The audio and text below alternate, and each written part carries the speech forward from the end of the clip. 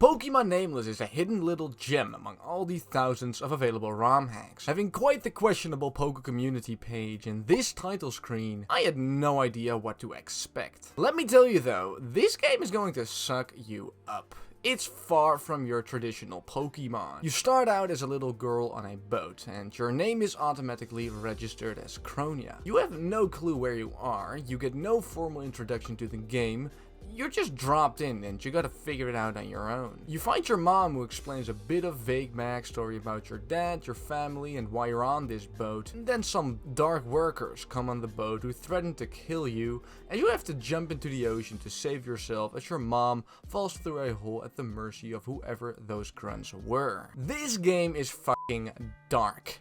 Everything that's violent and morbid is mentioned in this game, physically, mentally, and emotionally. There is frequent mention of death and killing in all sorts of ways, and betrayal, violence, and abuse are recurring themes as well. Let me tell you right now that if you're sensitive to any of those things, you gotta make sure to avoid this game. My first credit has to go to the writing. You get so many impulses from the very beginning that it's almost impossible not to get engaged. But it still does a great job of not overwhelming you by pacing everything nicely. You're kept on your toes as the Dark Workers, as they're called, stay on your neck, as the group that apparently saved you from the sea with their helicopter gives you a Lopunny as your first Pokemon. Nameless features Pokemon from the first generation all the way up to Generation 8, including the fully working Mega Evolution feature. It has the physical special split, a couple of modern features like the modern repel system, and some very creative replacements for HMs, which I will get into later. The introduction to this game is very intense and stays that way,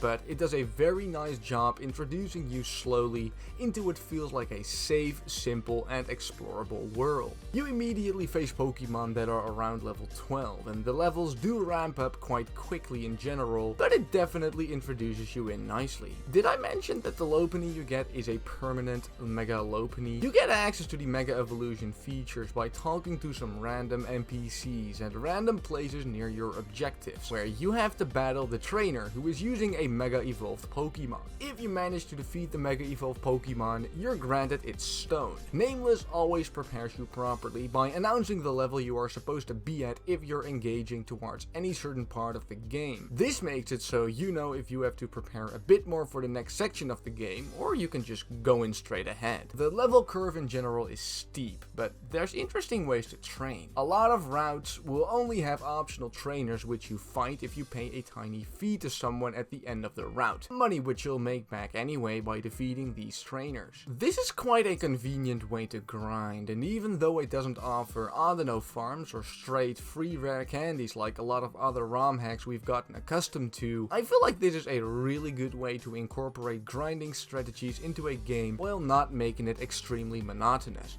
and keeping the feeling of a true Pokemon game into this unavoidable part of the franchise. As I've said, this game is not for the faint of heart. The story is quite dense, with a lot of characters and new information which are constantly developing, and any character you grow to be fond of could have something happen to them at any point. After all this misery, the thickening of plot, relationships building, and immediately losing those relationships due to the literal death of your partnered characters, you've yet to even settle into the adult version of your character, with which you'll play the rest of the game. This is also where the true beginning of your story is, with most of the insane things before that being considered pre-story. Pretty insane with how impressive this first, relatively short part of the game already is. The early parts keep being forgiving and introducing you so naturally. As you become an adult, you have to buy the Pokédex and town map for a cheap price, where you can finally take a look at the insane region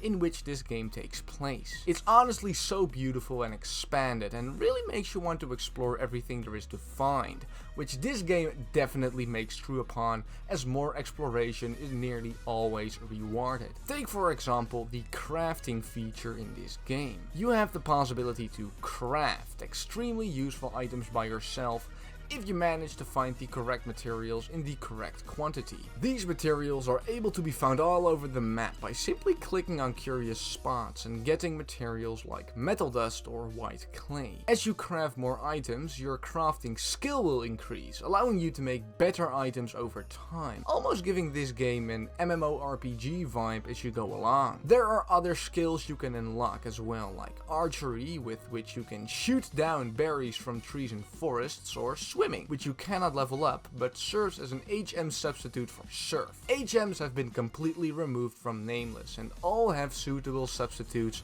which makes sense in the story and is made to be very convenient. All of this makes Pokemon Nameless to be an incredibly good and well thought out game. Its story is insanely thick, dark, and always keeps you on your toes, with great writing and very good character development and animations. It has incredible features, the quality of life is great, and it manages to keep a lot of original Pokemon charm while never becoming monotonous and boring. This game feels great and is absolutely worth a try. Thanks for watching and have a great day.